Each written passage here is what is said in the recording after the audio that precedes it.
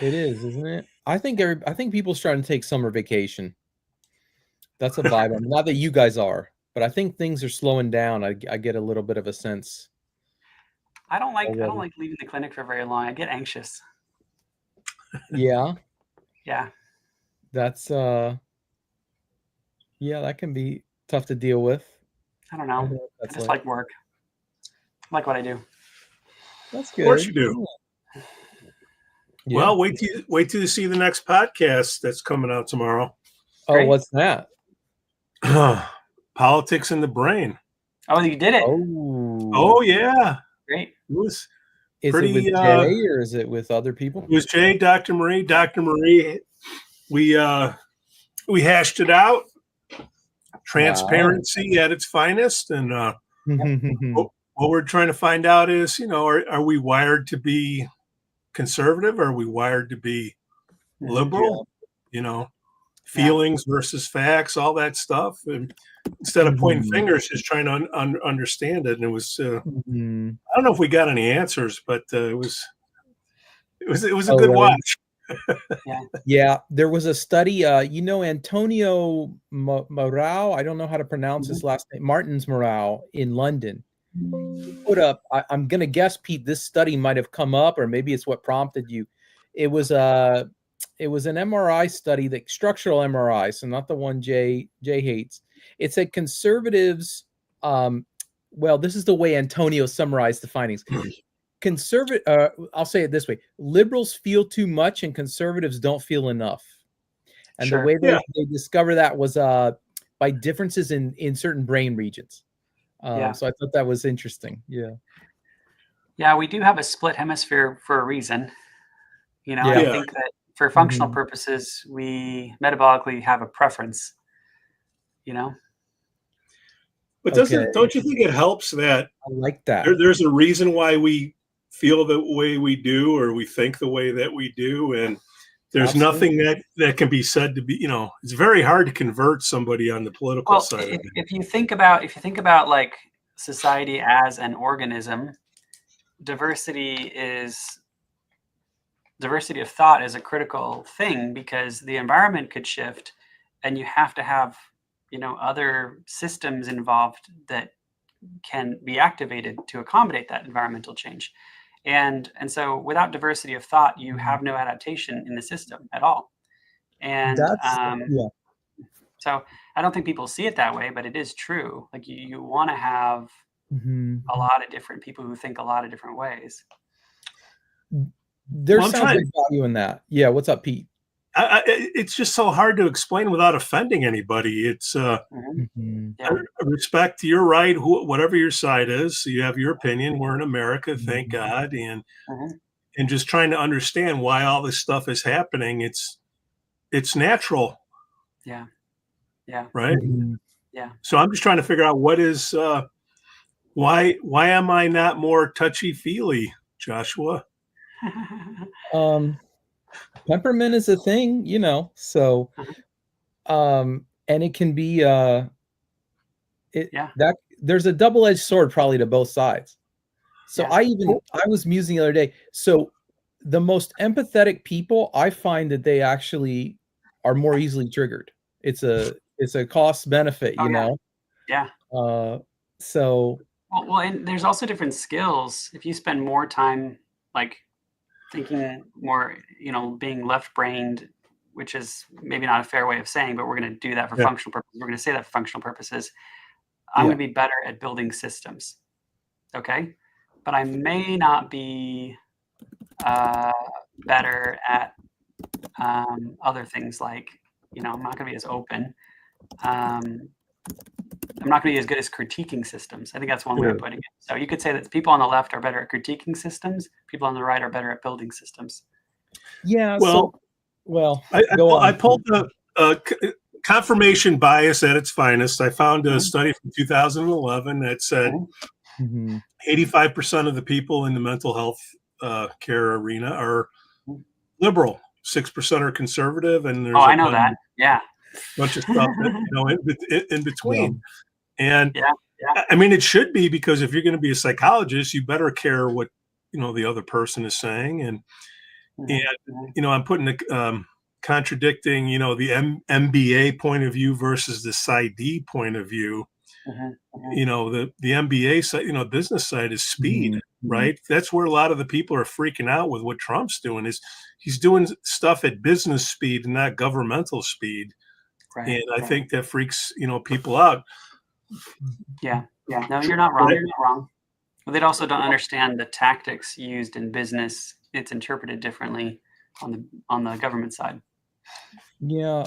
I read something in business. There's also a quicker feedback loop than in government, though.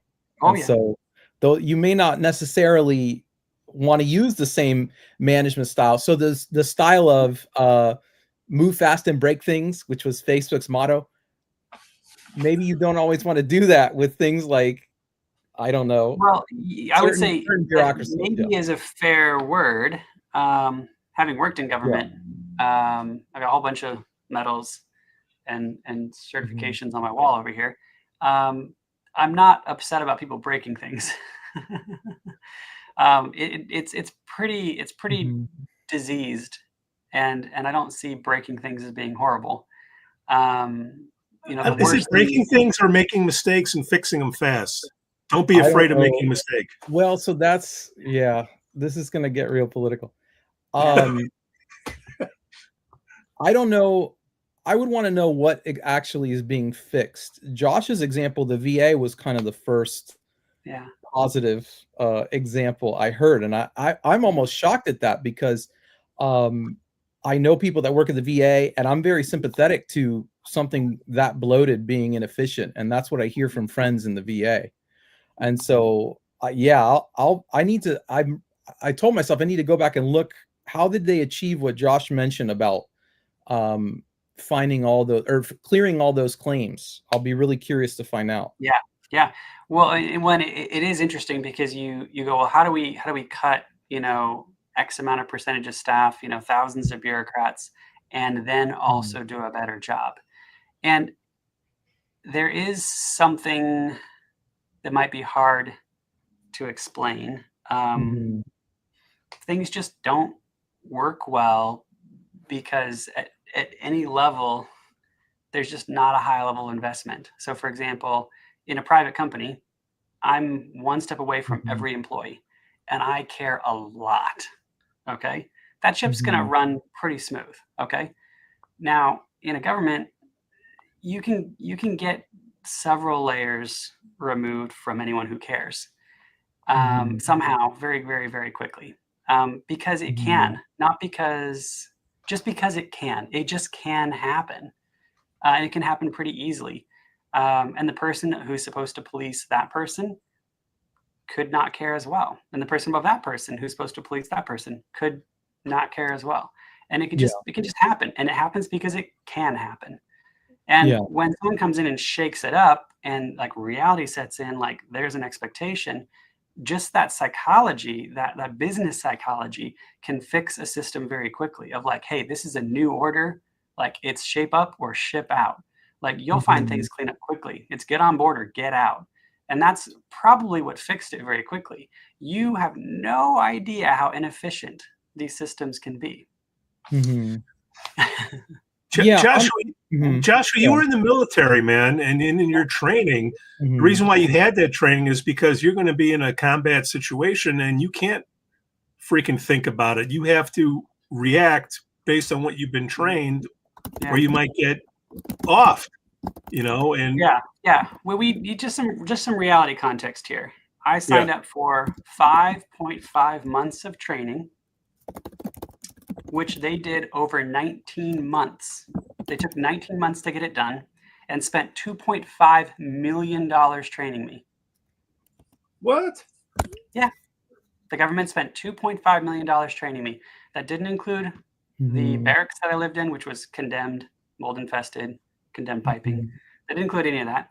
That just included the expenses of my training. $2.5 million. They spent 19 months on a 5.5 month contract. Okay, when I said that they're inefficient, you have no idea how inefficient. What they get done in a matter of, what they get done in a year can be measured in days. Well, one thing I've heard about the VA, and by the way, I've heard, I have a close friend that's an MD at a VA. And I don't know if it was him. No, you know what? I walked in one. I noticed there's more employees walking around a VA than any business you'll ever be in. There's more people that work at a VA hospital. A lot of bureaucrats. And they're walking in, they're roving in groups, and you don't know what they're doing. You have no clue what they're doing. Simultaneously, I heard this from somebody. Honestly, I think it was the left. But what they said is, it takes so long to get VA benefits, and there's not a VA hospital in every town, that if you need the services badly enough, you essentially need to become homeless. And that was what I was told. Yeah. That's what I was told. Essentially, they sleep in the lobby, or they doze off in the lobby. And we have a VA hospital in my town. And if you see a clean, well-dressed person who is, you can get a sense that they're homeless, they're probably a veteran. And the reason is they're literally waiting 3 months for a screening, and they don't have income, and they can't live where they have family, et cetera. Yeah. What were you gonna say, John? It's hard to see how the trap gets set. And I don't think they mean to set it, but you work so hard for these benefits, and you get out and you lose your culture, you lose your identity. And the one thing you have in exchange for your injuries, your mental anguish, your loss of culture is like, you have these benefits, and they kind of push that pretty hard. So you feel they call them entitlements, and you feel entitled to them. And when you go and they're not working, there's this kind of, hey, you got to sacrifice work to get these. You've got to be here. You've got to do these things. It's very emotionally hard to give them up. And I know, because I did. I give them up. I even paid back my GI Bill, which is something that's supposed to be impossible. I have my honorably discharged. I have no counseling statements. I've never been in trouble.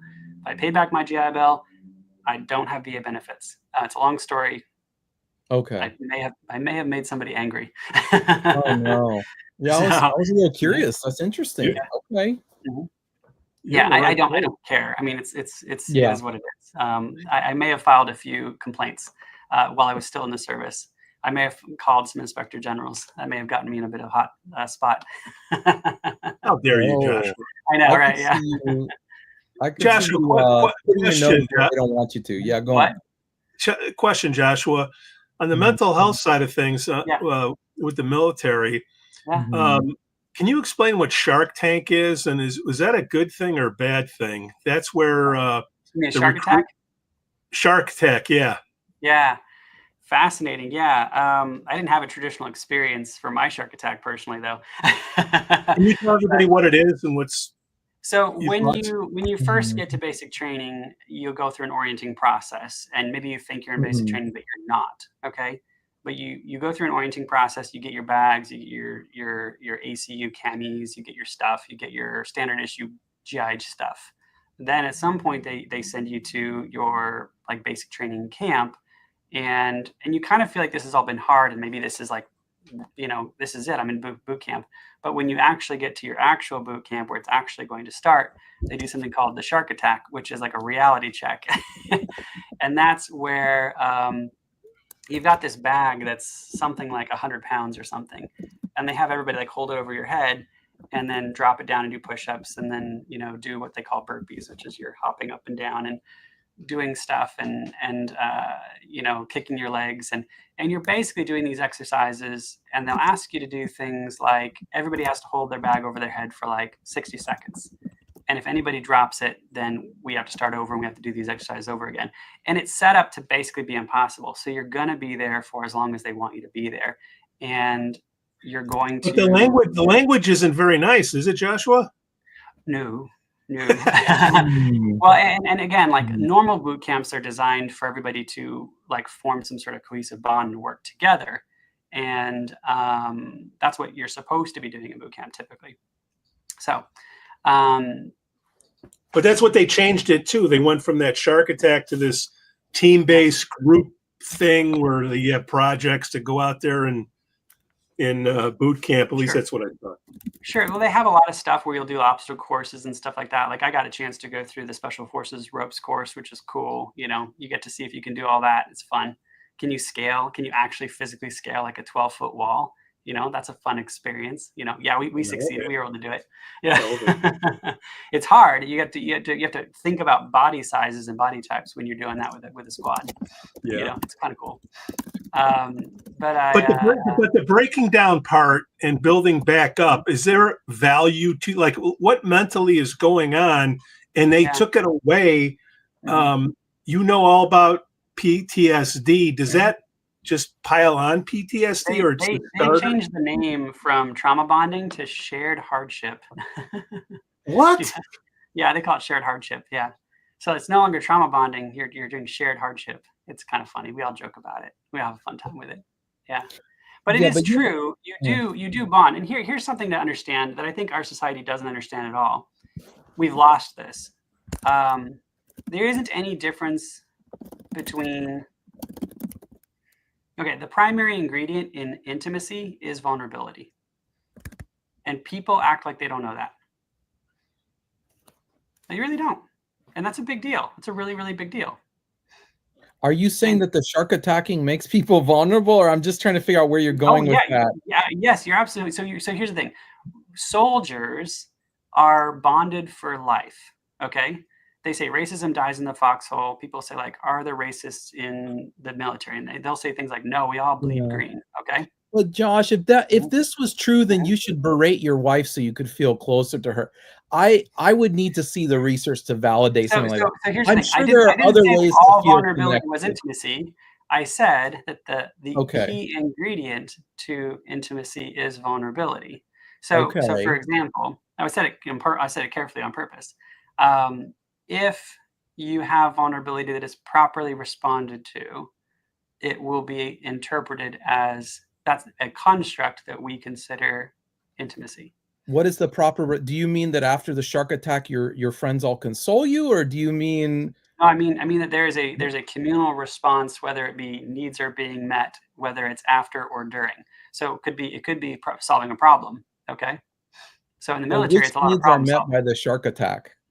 I'm sorry, this is just a little bit outlandish. You're going through a negative experience together, and like you're trying to. So, for example, during my shark attack, I'm a lot stronger than I look. Okay, I have a lot of lean muscle. I actually was doing the Arnold workout program a year before I went into the military, and I looked very, very thin, but I could bench like 190 pounds 12 times. I had 3 sets. Like I was a very skinny guy who was very, very, very thin bulk, and so at one point, somebody was getting weak and they were about to drop their bag, and I just picked up both our bags. So I was carrying 200 pounds, and the drill sergeants were just like shocked. And this is like well into the shark attack. We're like an hour and a half into this, and I just grabbed the other person's bag and held both of our bags up, one in each hand. And there was a little bit of audible gasp when I did that. And it's like, well, this other person is getting supported by me, okay? And that's the vulnerability that is being responded to properly. Like they need support. Does that make sense? Thank goodness. Haida, how are you? You're asking a question. I want to go with that, yeah. How does infralow frequency work? Yeah. That's a tough one. I can try to answer that. Well, here, answer this easy one first for Haida. What's the VA? So the VA is the Veterans Medical Services.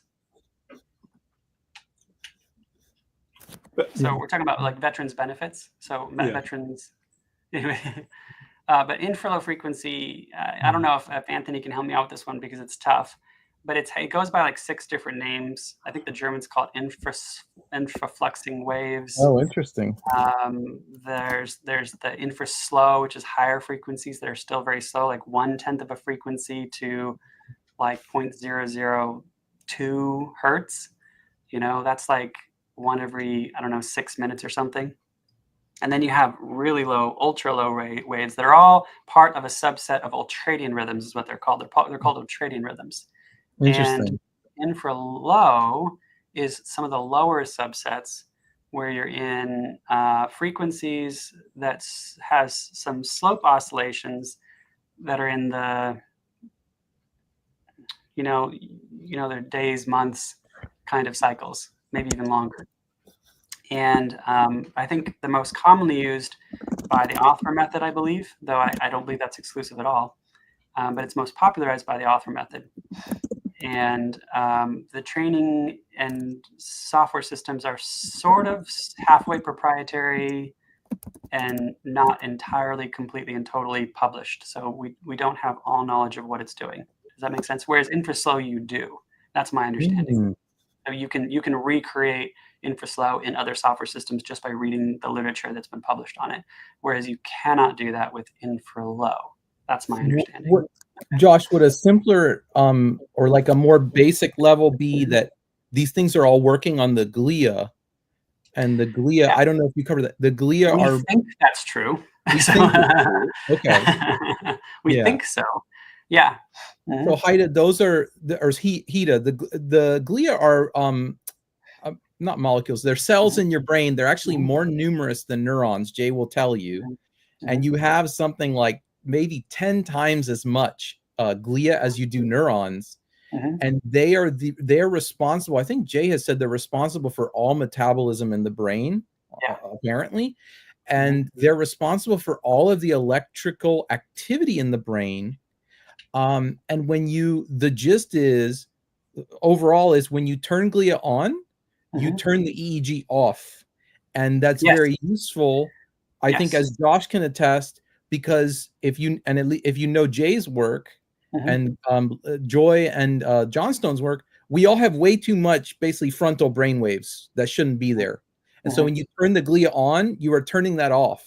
And so you can be trained to turn them on. And Josh, on a past episode, I'll just say this, remind people, Josh, I asked Josh, has he seen the amplitude or power in the front of the brain go down from ISF? I think it was ISF, which is adjacent, but maybe not the quite same thing. And he said, yes, I do tend to see a reduction in that power. So Josh, why don't you finish that one? Sorry. Oh, that's okay. No, it's good. I see a lot of different things with the training. It's useful to understand the triple network theory if you're going to try to look at QEEGs and InfraLow or InfraSlow. If you don't have a good, solid understanding of what's called the triple network theory, salience, executive, default mode network, it's going to be really, really hard to read QEEGs to see those shifts. Because it's gonna present in subtle shifts in those networks. And so it's a subtle effect. All right. Yeah, subtle shifts in the default mode networks, I think. And so that's what I think I'm seeing, and I think I've heard Mark Smith make that case as well. I don't think I think he would agree with me on that. We do. I do personally think I see a lot of global amplitude increases across the board.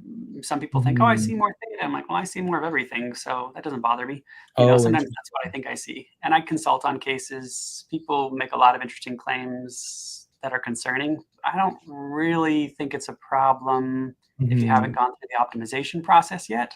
I don't really think it's a problem if you don't have any negative symptoms. So that's kind of where I'm at. So if you have negative symptoms, but you have, you know, poor optimization, it's like, well, optimize it and see if that goes away. That's no, that was a good question. Thanks for the answer, Josh. You know, it's May. Isn't it Mental Health Awareness Month? Oh, interesting. You decide if you use ILF or amplitude training. Haida asked another question there. Haida asked one of my favorite questions, by the way. That's a good one. What is it? This question? How do you feel about that one? So that's a hard one, and I'm going to come out with some classes in the near future where I'll actually dialogue on this pretty regularly in those classes. But I'll give my short answer, which is going to be a good theory answer for most of them. When I have too many targets to address and I can't guess which one is addressing the client's symptoms and I can't corroborate it with my cognitive tests, and I just can't get a beat on what's causing what. That's one reason why I might go to InfraLow or InfraSlow. The second reason is when I need something like something that helps with something like trauma, but their brain is unstable. So there's transients, focal slowing, head injuries, paroxysms, history of head injury. I'm going to want something that's stabilizing and also helps perturb and stir up the default mode network. I think about things like ISF, ILF. That's a second reason. I probably have a third, but those are two good reasons. There might be a third reason if I scratch my head for a while. Here, I'll give you another one since Haida or Hida? Hida, could you put the pronunciation in there? You show up every week. I should at least get your name Hida. right. Yeah, that's fair. Hida. Hedonism. So in China, since nobody's asking any questions, I can really go into the weeds here. Sure. What is going on with this lay down culture with the Generation Z out there? Hida. Got it, Hida. What's going on where the Generation Z is just doing enough to get enough food to get by, and they're laying in their beds all day, and it's a whole culture of just laying around? Did you say China or Portland? Right. Did you see that show Portlandia, where they say that Portland is where young people go to retire? Yeah, that's where we're from. This is our area. Yeah. Oh, that's right. Yeah, that's funny. They really do think that way out here. Yeah. You live that show. I don't know. I kind of get it. Like if you I think that's a symptom of being exacerbated. So the first thing that occurs to me, Pete, is that China's growth rate is declining rapidly. You know, they were growing at 10 or 15%. Now they're saying most college students don't have a job in China coming out of college. They're being asked to take factory jobs, and they don't want to take factory jobs. So, and you can read all about that. You can research that. So that does make me wonder if the economics are part of it. And the other thing is they also think China just lies about it. So if they're saying they were growing at 5, they were conservatively growing at 4 and maybe less.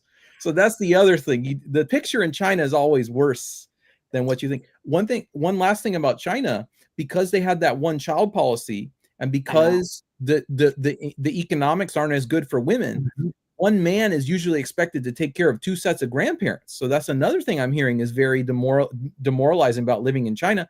And unlike, there is no Social Security, there is, but it's nowhere near as much. So there's even more pressure on the young.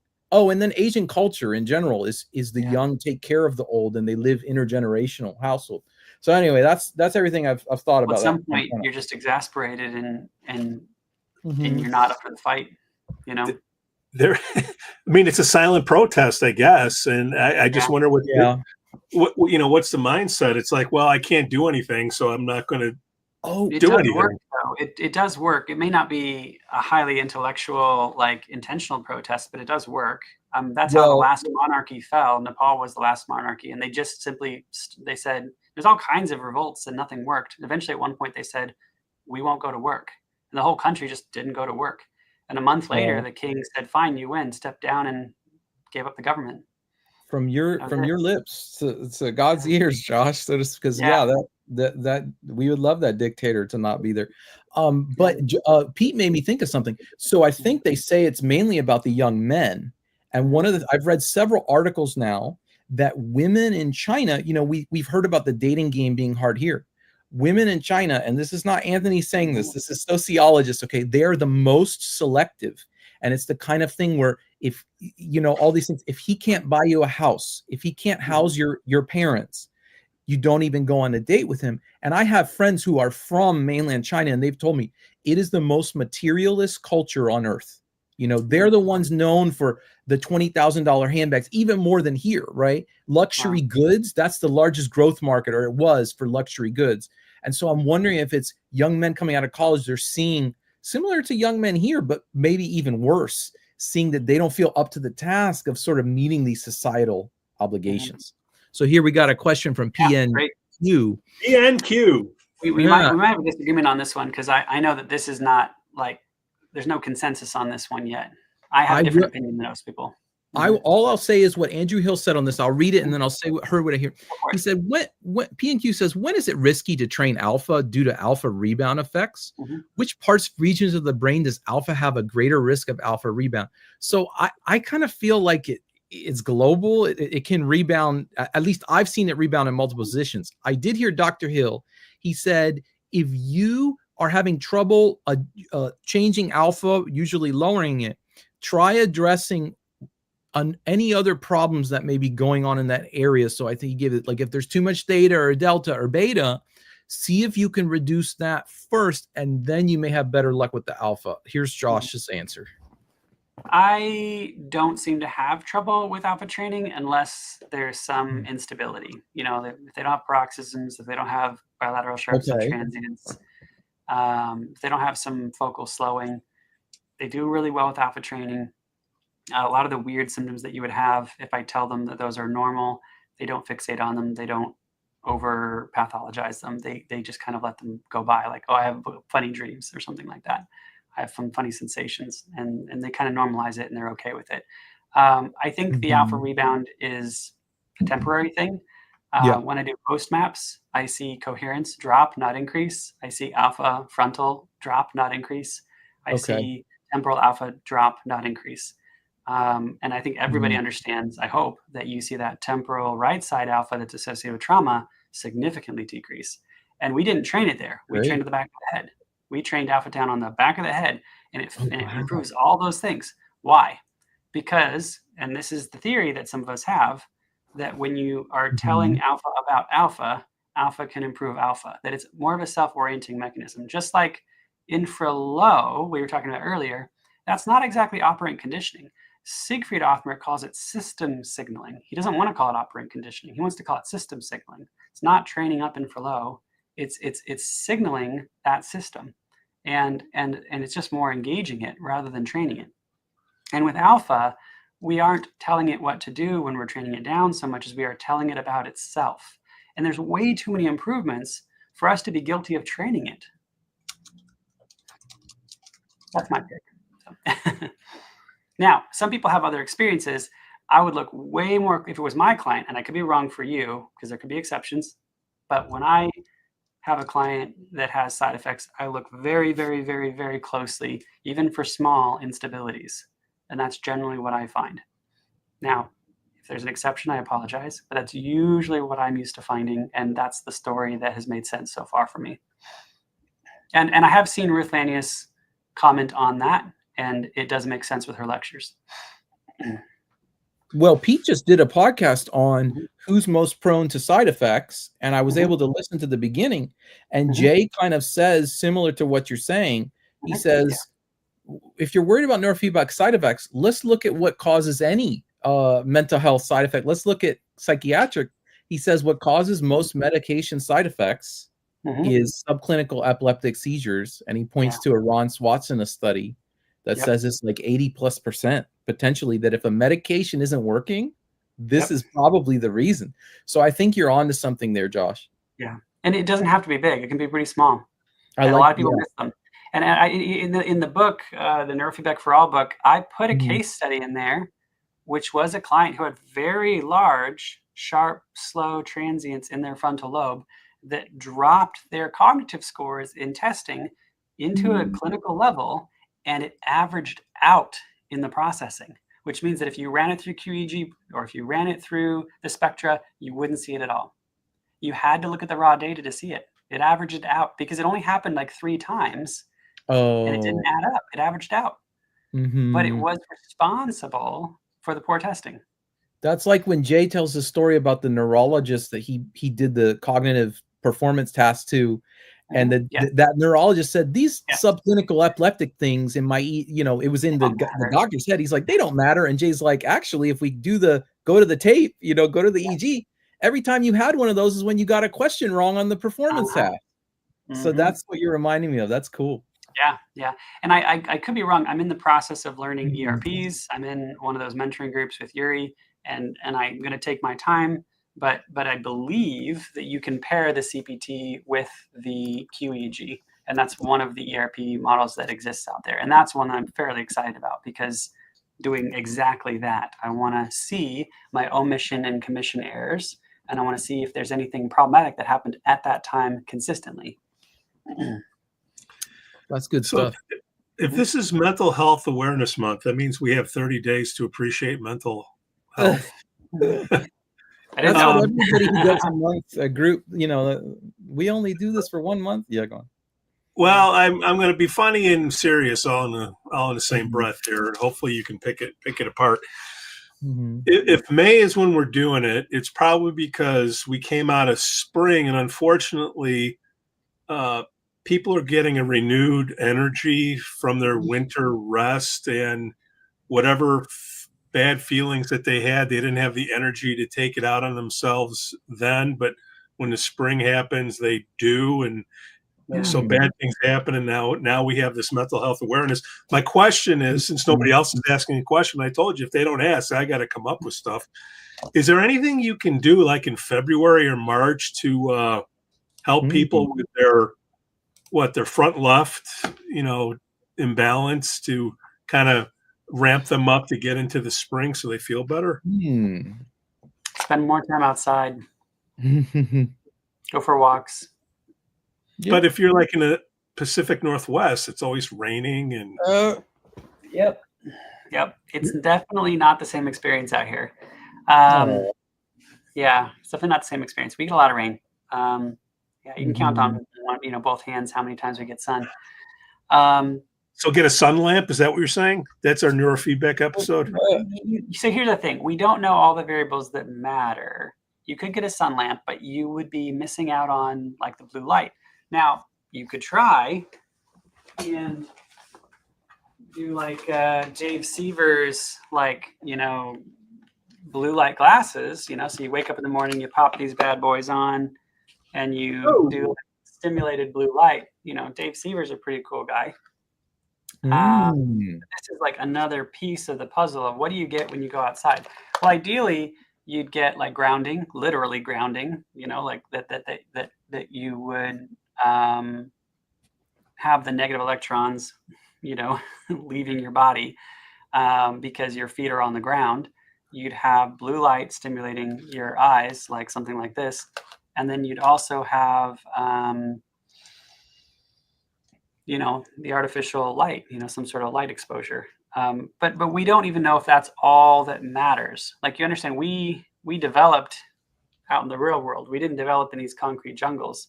And so I don't even know if we have a pulse on all the things that matter yet. Like, if we're going to create it artificially, we're going to miss some things probably. So you're saying there's nothing I can do in February or March to jump start the front left part of my brain to make me feel better? All of these things are fantastic for some people. So, for example, Dave Seaver's these light goggles, they have been shown to be very, very useful for some people. We have Dave on the show tomorrow. What should we ask? Are you serious? Oh, cool. You're all invited, by the way. Oh, wow. Dave's coming on tomorrow? Yeah. Oh, wow. I love Dave. That's great. Yeah, he's a great guy. He's fun. Dancing in the dendrites, Dave. Yes, exactly. We do have a question that Josh could go on. I think it's from Jahan or Jahan. Yeah, Jahan. Oh, sure. Yeah. He wanted more. He thanked Pete for the question. So good question, Pete. And he wanted more how to deal with patients who aren't dealing or responding to alpha asymmetry training. So interesting. Interesting. They're not responding to it. Is the training? I'm wondering if the training is the alpha down training or if there's something more fancy, because it's pretty rare to have someone who doesn't respond to alpha training. It's pretty hard to find someone. It's a really responsive mechanism. Maybe he's not getting the desired response or something. I would maybe I could be wrong about this, but I think I wonder if my equipment is just really, really, really dialed in for alpha training. It's just left alpha down, right alpha up in combo. I don't do anything that fancy, Jay. I just do PZ alpha down, very, very simple feedback, nothing fancy. If you get drowsy, you have to do it eyes open, but you also have to have some alpha in your eyes open recording. So if I see they've got no alpha in their eyes closed or eyes open EEG, I have them do it eyes closed for a while.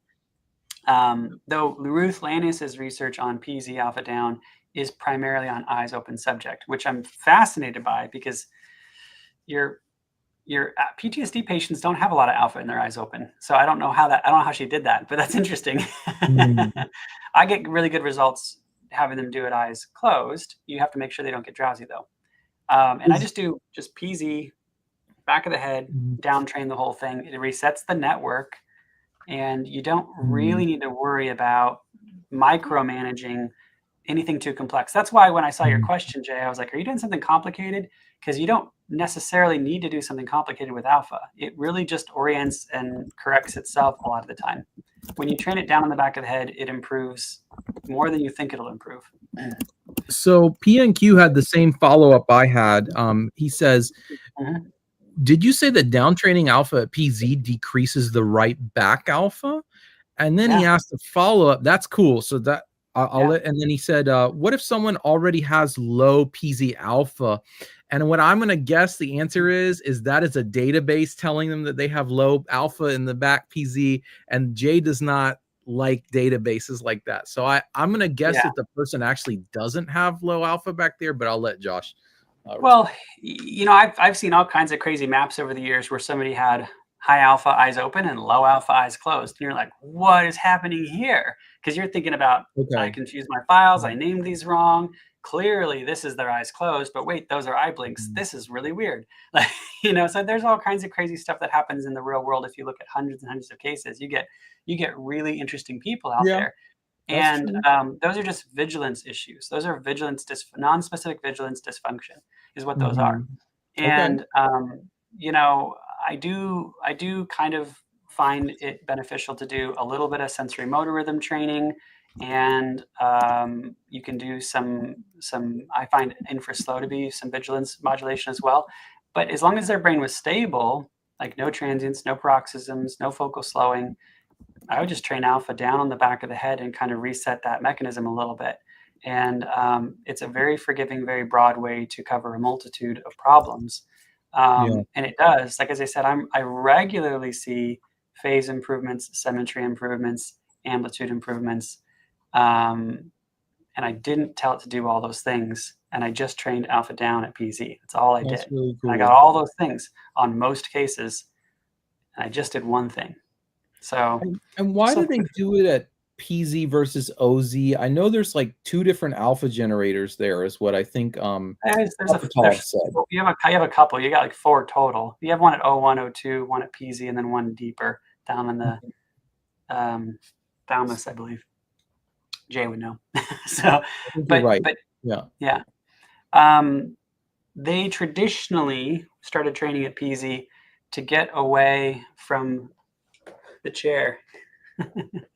Yeah, I heard that and I was just like, is this really the best rationale? Go on. It's a large field and it's got enough generators that it have a huge, because you're dealing with a barbershop quartet, you can pick it up from over there. It's like, do you want to put the mic for the barbershop quartet in between the barbershop quartet, or can you move it a little bit over here? And the rationalization kind of makes sense when you think of it like a quartet. Like, where do I want to put this mic? It's picking up just fine over here. I think that was a rationalization, and I'd love to hear if somebody has more information on that. I know that I've read that in books, but there might be more information, or there might be a different take on it. You know, sometimes, I don't think there's any reason why you can't train lower. I don't think there is, other than you end up having sensor issues more often because you run into things as you're relaxing. Do we take care of PNQ on that one? And you said it lowers the right back alpha, and I think that is his. Yeah, it does. I mean, I have hundreds of cases to show for it. Awesome. I have releases. I could write them up and show them to you. Tons of them. That's wonderful. And it's not like it does that sometimes. Like, I think I'd be weirded out if it didn't. Well, it kind of makes sense because they're both part of the parietal, right? They're both connected. The right back temporal junction is what it's called. Yeah. I don't think I have any cases where it didn't work. Wow. That's incredible. I think we've gone through hundreds. So, I mean, I have no memory of anyone that it didn't work on. It was slow on some people. And I had partial effects on people who had instabilities, you know, but we had improvements in that direction. That's great. Hita had a question here real quick. When it comes to alpha training, does having mu waves impact it, since mu is same frequency as alpha? And so I'll let Josh take that one. This is where having a really good QEEG provider helps. The answer is probably not. But there are such thing as very rare cases where mu will come down the parietal lobe, and usually it's faster than your alpha. And so a smart QEEG practitioner will craft the frequencies when it matters to avoid crossover mechanisms. And there isn't enough discussion about this in the field. And I do see this a lot where I'm doing case conceptualization, where people are dealing with things like really, really fast alpha and they're training SMR. And it's like, are you really going to be able to train SMR when you've got a 14 hertz alpha wave? Like I wonder, maybe we have some other problems here. Like we've got, some of that alpha in this channel, and it's very huge compared to the tiny SMR that we used to train. How are you going to be able to do that? So mu is very unlikely to do that, and I mean extremely unlikely to do that. But I wouldn't say that it's never happened. And a smart QEEG provider would just craft the protocols to make sure that he was outside of the mu range. One of the things I think I recall that someone said that Jay likes to train SMR at CZ because he avoids sort of the two mu hotspots at C3 and C4. I don't know if that's the case, but it seems a little plausible, There was a question in the back that we missed it, but somebody said, what's the difference between focal slowing and frontal slowing? And I was just going to say, focal slowing is, I think it's just slowing in an area, and frontal slowing is when that area is frontal, is my understanding. But Josh can. Well, and frontal slowing is less specific and maybe more specific to, like, you might think of like attention deficits, but that there's maybe some cingulate dysfunction going on. It's kind of implying that we're talking about some anterior cingulate failure mode. Maybe that's kind of suggested, and that's kind of a normal, sort of phenotype. Yeah. Focal slowing, is more correlated with like an injury and not a phenotype. Like a stroke or a TBI, I'm guessing. Yeah. And I don't believe we consider those phenotypes. I don't think so. Yeah. Radar had a question here. I think he's responding to the question about mu and SMR maybe overlapping, etc. He says, then what do you do? Do you do squash and then train SMR? I will tell you, Radar, what I tend to see is just people combine an SMR reward with a broadband inhibit. And I think I've seen Jay prescribe that, but obviously, it's the EEG, and I'll let Josh speak to the exceptions there. Sometimes you have to craft a little bit outside. You have to craft a more narrow band than you want to avoid, you think of it like a type 1, type 2 error. That's the term. We don't want to, do you want to ask and get more than you asked for? Or do you want to ask for less and get less than you want? And I err on the side of asking for less and getting less than I want. And that's a little bit annoying in some cases, but I don't want to speed up alpha on accident. And I don't want to do other things on accident. Like, I don't think mu trains up, but we wouldn't want to train mu up if we could, But mu is going to, at least if you hit mu with SMR, you're just going to not get your SMR trained because you're going to be confusing and muddling your feedback. So, yeah. We had two questions real quick from PNQ. They said, doesn't training SMR up at CZ also affect mu? And I would just say I don't know. And then Radar says you can also train SMR at C4, right? And yes, you can. But I'll let Josh speak to both those. Traditionally, to affect mu, we go to the frontal lobe and we want to figure out what's going wrong in the frontal lobe, and that's typically how you attenuate mu.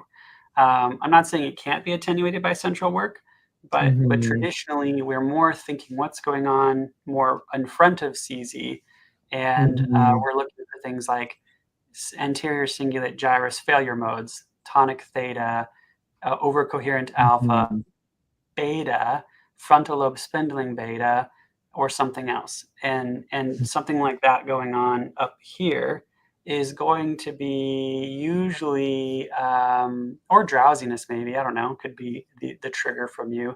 But you want to figure out what's the trigger from mu. And sometimes you can see it in the EEG where the thing will happen and then mu will turn on. I saw that today. I saw something happened in the frontal lobe, and then you immediately turned on. And I was like, well, we don't have to guess. We know. And if there's something going on socially, you can kind of point to this mechanism is secondarily responsible for that, or that's a secondary response to this mechanism, which is useful. Joshua, yeah. Joshua, my golf game sucks until we get the next question. What can I do with neurofeedback to make me a better golfer, like the show camp or whatever his name is? I really like continuous performance testing. So for example, this will give you can do like a quick test, which is a simple, cheap one. There's also the TOVA, the Connors. What does that do? What's that? What does that do? So it's going to give you performance and attention scores. And you're going to have things like stamina, speed, omission, and there's going to be really, really solid baseline standards for performance. So for example, I'm going to see on average over the course of 20 minutes how quickly you were able to respond to stimulus on this test. And it's going to say when you had a go signal, you say click when you see the appropriate symbol. And you should be like, for your age group, something like 400 milliseconds. And if you're like 420 milliseconds, it's like, okay, great, we get this. Do you know if you're a baseball player, you cannot be a batter unless you have like this score, this response score, they call it a P score. You can't have it unless it's above a certain number, below a certain number, because you have to be able to physically process enough information fast enough to know that this ball is worth swinging at. Otherwise, you have no chance at swinging at a fastball. And so they actually will test these baseball batters to make sure that they can swing at 100-mile-an-hour baseballs. And so there's some of this has like actual relevance for sports, and it's going to relate to speed, accuracy, stamina, and all kinds of things. There's all kinds of ways that you can tell what kind of attention and what kind of stamina and what kind of accuracy deficits a person's going to have by a test like this. Then we want to do some peak performance training for you. And that's going to be based off of your QEEG, preferably your phenotype. That's my preference. Okay. Radar is asking how hard it is to make a living at neurofeedback. And hey, Radar, I had a clinic. That's why I'm doing a podcast. Yeah. Oh no. I don't know. Does it depend on where in the country you are? Yeah. Like it's more forgiving in the coast, I think, than in the Midwest. Yeah, I don't know. I know that it's done fairly well out here where I live, and I've helped a lot of people start a lot of clinics. It's probably if it's not in your area at all, you probably have to have a little bit of an entrepreneurial spirit, and you have to have some hustle that kind of generate interest and get out there. Now, if it's already started in your area, it could be a totally different skill that lets you run a clinic. In my area, it's already started up. I've already launched a bunch of stuff, and there's like 15 clinics, in our local area, and a couple of them are actually good. That's great. And people don't really need to be entrepreneurs to start it up out here anymore. So, well, would you buy new equipment or buy used from somebody that shut down their clinic? That's a good question. I would buy the equipment and software that my mentor had, and that is the answer. And I would prefer it be used, but I would buy the equipment and software that my mentor had, and I would get the best mentor you could get. I think that's so critical. And you're probably going to be adding new equipment as you get newer mentors. Eventually, you have way too many things, and it's fun. It's expensive. You don't take insurance. You don't.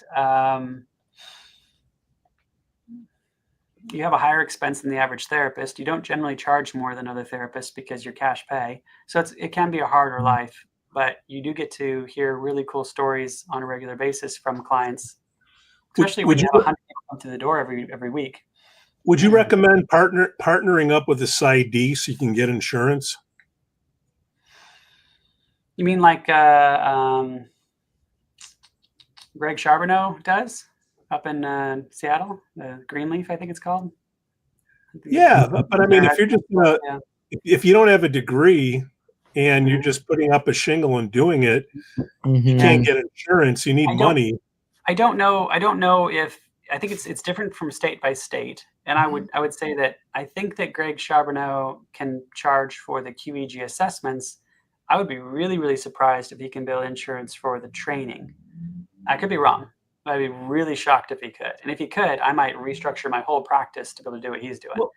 Well, that's why you want the PST, because instead of playing Uno with somebody, you're doing a neurofeedback for your, side thing that you're doing with them. I'm not familiar. It's so different from state to state. I'm not familiar with that exception. And if that is an exception, I want to know about it, because I might go get a PST. If that's true, if you can bill insurance because you're a PST and you can do neurofeedback, if that's true in my state, I'll go enroll in a PST right now. All right, hold on. What's the query? We'll have Anthony look it up later, and we'll make a post on it. I know it is in Illinois. I just am skeptical if that's true, but I'm open to it, and it'll change my life if that's true.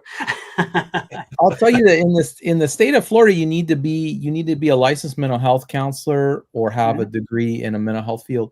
And I still don't know anybody that gets insurance. There may be one person here in this state who bills insurance that I've heard about, at least. There are really weird exceptions. There's the Neurofeedback Advocacy Project has negotiated contracts with several states for their Medicare programs, I believe. So they're kind of low-income families. But you have a contract where you have to take so many clients under Medicare, and it is going to be low pay, but it is covered, which is cool. That stuff's great. So you have to run a low-cost clinic. You have to try and figure that out. But the problem is, I think, hold on, Joshua, because we're running out of time. Tell me if I'm wrong. But the PST, they get paid $200 an hour versus neurofeedback training is maybe $65 an hour. I think that's what it was. So it makes more sense to bill the $200 and use neurofeedback instead of Uno cards. Oh, I see what you're saying. You're saying that you would do a regular counseling appointment and just do neurofeedback after. Yeah. Like do a 90-minute appointment and bill for 60 minutes. Or combine. Yeah. It's Andrew not a Hill bad said the idea. same, by the way, but go on. What'd you say? I'm sorry? He said you can make more money as a counselor than you can as a neurofeedback tech, is what he said. But go on. I don't know if that's true, but that was his feeling. Go on. Yeah, I think so as well. Part of me has been tempted to just take insurance, do talk therapy, and then just throw neurofeedback in on the side. But I'm doing this thing where I have technicians instead, and I just hire techs and I pay techs to do it. And I rebuild my company in a totally different way, like every 3 years. I might restructure it. Like I do bold moves. Nah. Well, you have to, or you're going to go out of business, man. Well, yeah, right? Yeah. Be flexible. I literally tear my company apart and rebuild it every few years. I'm going to do it again soon. I don't care. So, hey, how's that book coming? Which one? It's out, right? The new one, or the workbook for the class, or I've got a few. Your second book. I'm trying. The one, right? What book would you like to sell more copies of? Well, I did finish and put on Amazon the Neurofeedback for All second edition, which is just a very, very simple beginner's introduction. It's nothing fancy. It's just a very, very simple introduction for beginners. Train up low alpha at PZ. Sorry. Yes. Depends on how low. How low are we talking? How low can you go? Yeah. What are your thoughts on that, Josh? Depends on the phenotype. Some people who have fast alpha, training up low alpha feels great. It just depends on the person, I suppose. You get foggy. Radar's not wrong for a lot of people. You'll get foggy if you don't need it. But there are people who need it. Like my wife is a great example. Her brain runs like 14 hertz. And training up 8 to 11 feels fantastic for her. Feels really good. So how does she respond to bio, by the way? Because I have some close friends that are trying to deal with that 14, 15 hertz alpha peaks. Sometimes when you get to that 14 hertz alpha, that's like a throwing up in the bathroom type level of anxiety. Bio just doesn't really catch their attention sometimes. It doesn't mean it couldn't. You mean they don't stick to it? Is that what you mean? Because that's my experience as well. Yeah, it just doesn't grab their attention enough. I need something with a little bit more punch to it. And I think it's interesting. You know, but if I can calm her down, I can do some biofeedback. So it's kind of like maybe I can throw it in there once I got her attention, you know? Q, I will echo the comments about fogginess that Josh and Radar kind of made. And I'll also say I have a good clinician, Alex Sanchez at North Central Florida Biofeedback. He says he doesn't like to do any posterior alpha training or alpha up, at least unless they've done a full course of SMR, because he thinks it hurts their sleep. He might have one time said he's worried it dissociates them. I think Hill says that as well. Dr. Hill says that as well. Okay, so I don't find that concern. I don't see that concern. I don't see my clients complaining. I don't see that in the Pittsburgh sleep inventories. I don't see that in post assessments for my clients. So I haven't shifted my approach since hearing that. But I'll look for it. I've been watching for it. Haven't seen it. So I have seen it in the first 2 people that we tried it. I saw it, but I haven't done it recently, so I couldn't. But yeah, let's see. I don't do a lot of it. I don't do any alpha up really, Neurofeedback unless they are a low voltage fast phenotype. I don't do alpha up. But your low voltage fast phenotypes, which are your genetic alcoholic gene 4 expression cases, you do alpha up in those cases, and they love it. Well, but that. Okay, so you said you do your wife who has the fast alpha, so but she's not low voltage. Is that the idea? She is, but she's low voltage because when you speed things up to 14 hertz, they get smaller. It's not the same reason. Low voltage fast though. Oh, low voltage slow was the addictive phenotype, right? Is that the correct? I think that's the. No, low voltage slow is the toxic metabolic. Low voltage fast is the addiction towards alcoholic gene 4. And those you train down fast frequencies and you train up slow.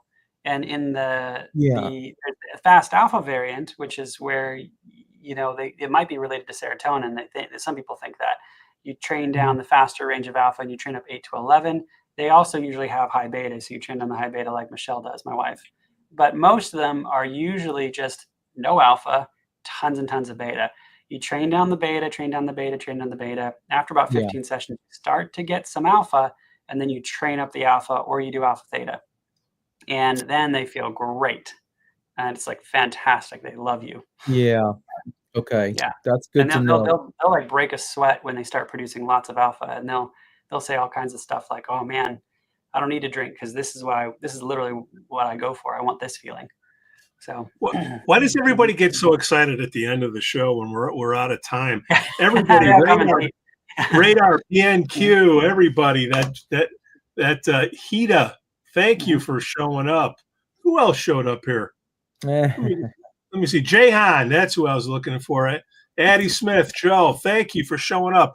Hey, if there's anything that we missed, ask the question in chat here, and we do a show tomorrow with Jay Gunkelman, Dr. Marie, and Dave Seaver, and we can ask some of the questions to them in there.